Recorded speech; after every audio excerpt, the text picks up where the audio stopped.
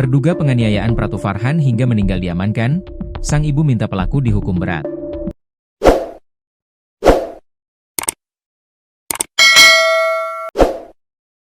Terduga pelaku penganiayaan terhadap prajurit 1, Pratu Farhan Syauki Marpaung telah diamankan oleh Subden Pom Timika. Pelaku, yang merupakan senior berpangkat Kopral 2, diduga menganiaya Pratu Farhan hingga mengakibatkan kematiannya. Ibu Pratu Farhan, Masinah Wati Silalahi, 54, meminta agar pelaku dihukum seberat-beratnya dan dipecat dari Satuan TNI Angkatan Darat. Setidaknya dicopot dari jabatannya dan dipecat. Serta dihukum yang seberat-beratnya, ujar Masinah, Selasa, 6 Januari 2026. Meski ia mengaku merasa kasihan terhadap pelaku yang memiliki keluarga, Masinah menegaskan bahwa keadilan harus ditegakkan. Dia punya keluarga, tapi gara-gara keegoisannya sendiri, terjadi hal seperti ini. Dia tidak memikirkan anak dan istrinya, katanya.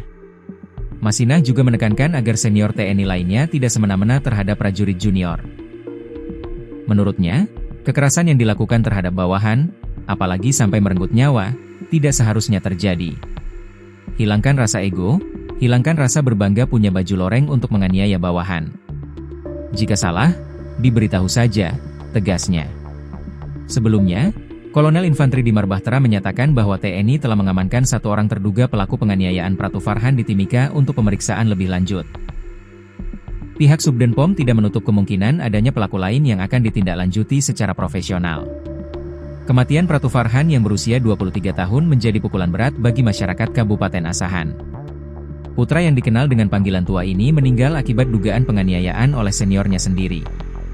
Ia disemayamkan di tempat pemakaman umum di Desa Hesa Air Genting, Air Batu, Kabupaten Asahan pada Sabtu, 3 Januari 2026. Pratu Farhan merupakan lulusan Tamtama TNI Angkatan Darat tahun 2020 dan bertugas di Yonif 113 Jaya Sakti.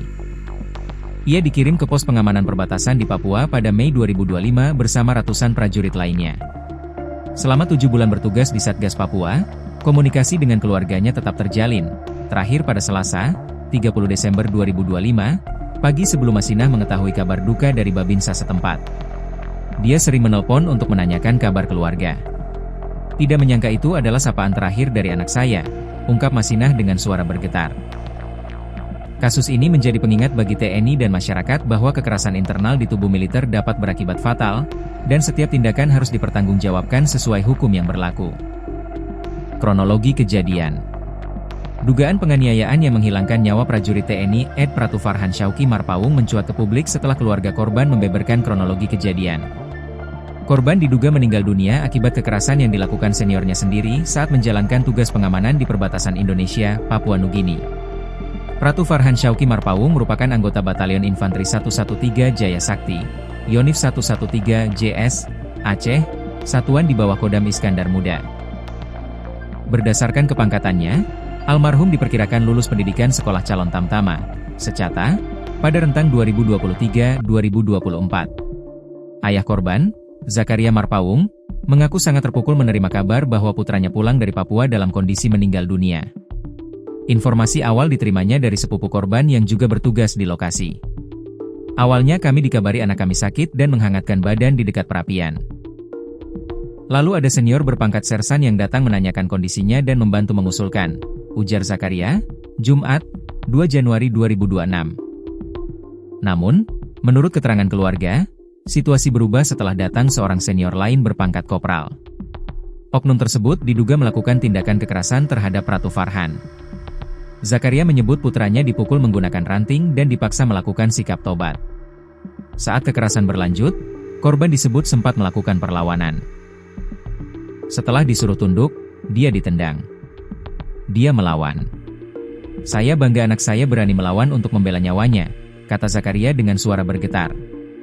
Zakaria menegaskan kekecewaannya karena putranya meninggal bukan akibat kontak senjata dengan kelompok bersenjata, melainkan diduga akibat kekerasan oleh sesama prajurit TNI. Anak saya mati di tangan sesama TNI, bukan di pucuk senjata separatis.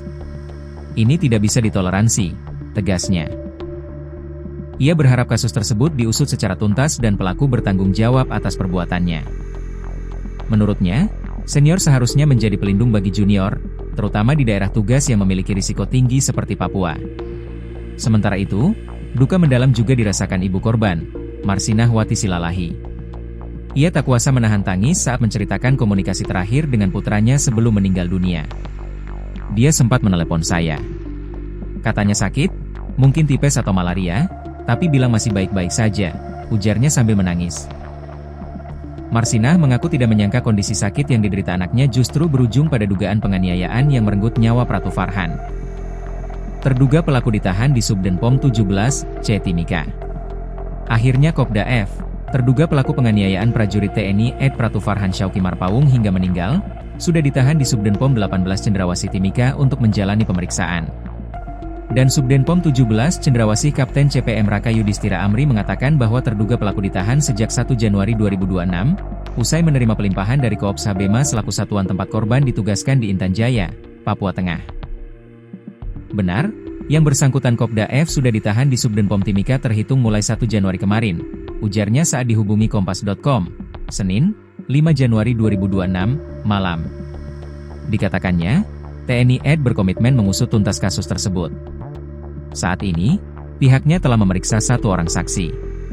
Terungkap, terduga pelaku juga berasal dari satuan tugas yang sama dengan korban yakni Yonif 113 Jaya Sakti Aceh. Kita saat ini tahap penyidikan. Kita sudah terima laporan dan memeriksa 1 orang saksi, 1 orang pelapor, kata Kapten CPM Raka.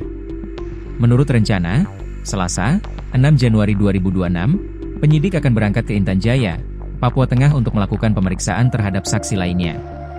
Ini kasusnya pelimpahan dan besok kami rencana bersama 4 orang penyidik akan berangkat ke pos di Intan Jaya untuk memeriksa saksi lainnya, ujarnya.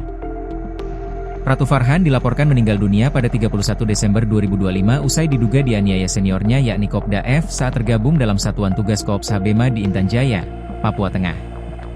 Keduanya diketahui berasal dari satuan yang sama yakni Yonif 113 Jaya Sakti Aceh. Jenazah Pratu Farhan telah dimakamkan secara militer di TPU Desa Hesa Air Genting, Kabupaten Asahan, Sumatera Utara, Sabtu, 3 Januari 2026. Kepala Dinas Penerangan Angkatan Darat, Kadis Penat, Brigjen TNI, Infantri Doni Pramono menyampaikan duka cita mendalam atas meninggalnya korban.